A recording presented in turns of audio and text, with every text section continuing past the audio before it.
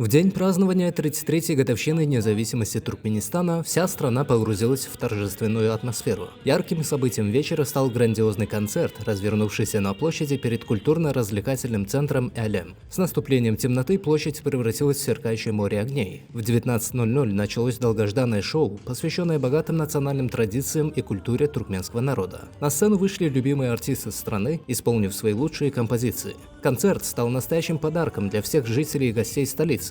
Зрители с восторгом встречали каждое выступление, а яркие костюмы артистов и красочные декорации создавали неповторимую атмосферу праздника. Прямая трансляция концерта на туркменском национальном телевидении позволила миллионам зрителей по всей стране и за рубежом присоединиться к празднованию и разделить радость этого знаменательного события. Завершился концерт красочным фейерверком, осветившим небеса во все цвета радуги.